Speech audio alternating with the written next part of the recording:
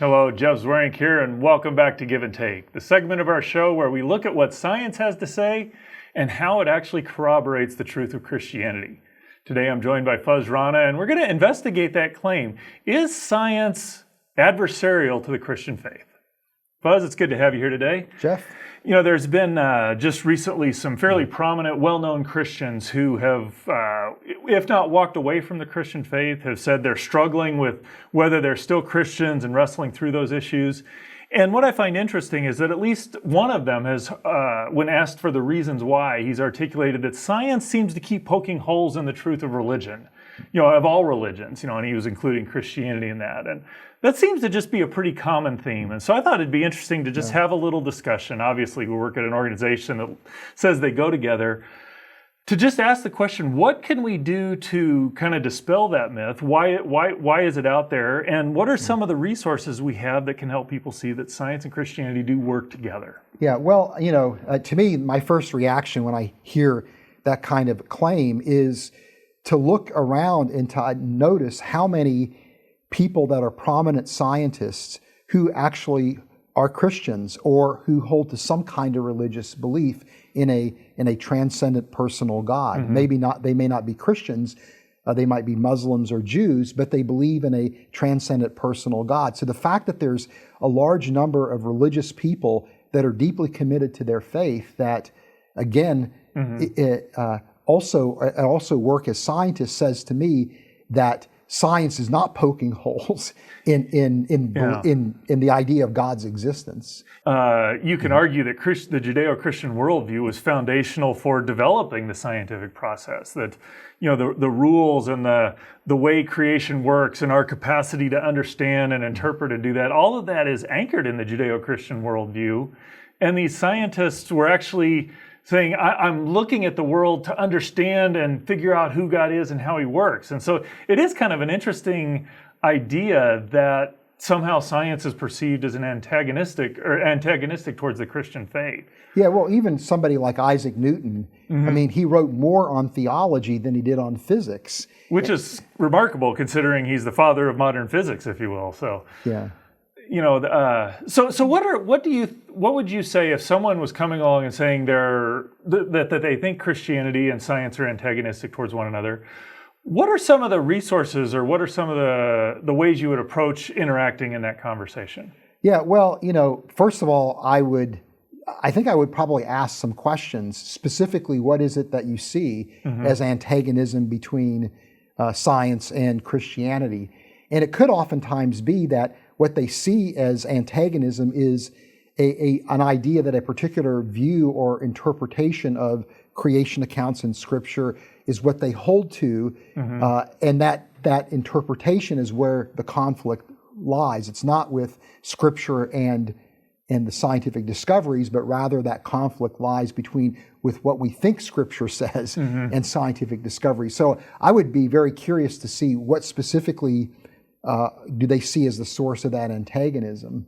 That's a remarkable point, and one that I've wrestled with. That actually, as I was kind of beginning my scientific journey, or entering my scientific career, that was exactly what I was wrestling with. Is that I had this perception that maybe science was going to show Christianity wrong, and I realized at some point that if God is who He says He is, what we find in science is going to accord with what we find in Scripture. And if they disagree, it's really just a reflection that I've misunderstood something. Yeah. And I almost wonder how much of that conflict, if you will, is a little bit of hubris of I so well understand what Scripture has to say, or I so well understand the science that I know they've got to be in conflict with one another, instead of maybe taking a little more humble approach of saying, this is probably more complex than I may appreciate it to be. And something else I think also to keep in mind is that the philosophical framework that organizes contemporary science is called methodological naturalism. And that's a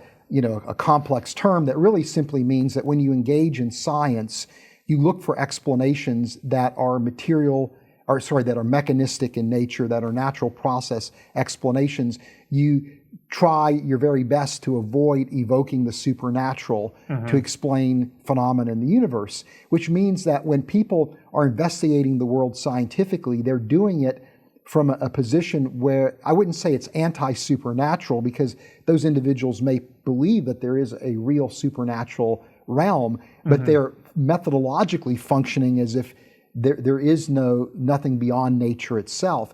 And I think many times people misunderstand what science is actually saying and where the boundaries or limitations of science are.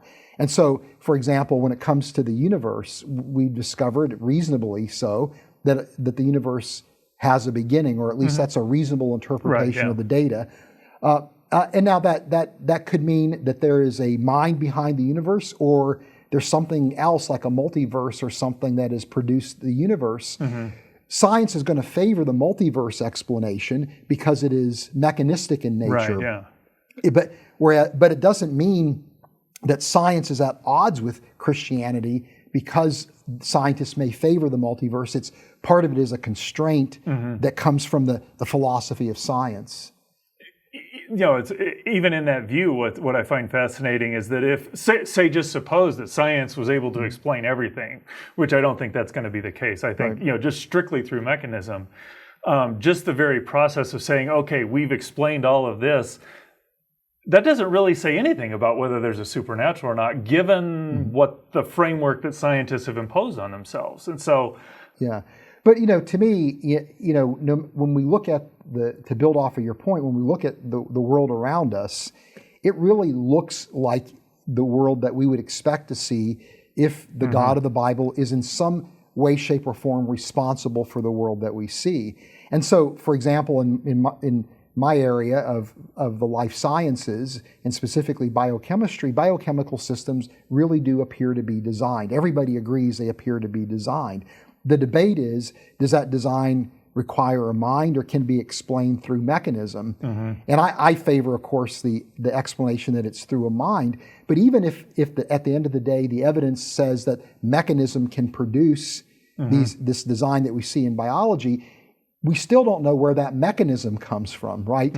And so there's still a place for God to be involved.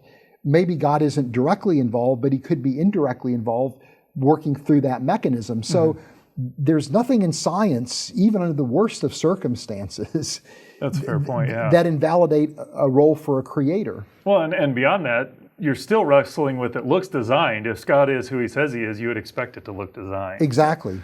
Well, thanks, Fuzz. I appreciate the conversation.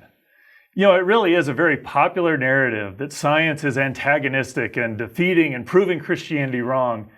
But as I've looked at it, Christianity is an incredibly robust faith, that it can withstand the closest scrutiny and come out looking very well, because ultimately it's the truth. And to me, that gives me great confidence to be able to explore, what does the Bible have to say? What does science have to say? And to be confident that at the end of the day, they're going to accord and align with one another. I would just encourage you to go check out reasons.org. There are countless resources there to equip you to understand how science and the Christian faith really do work together, and to take this remarkable, robust Christian faith and be able to go out and share it with those God brings across your path.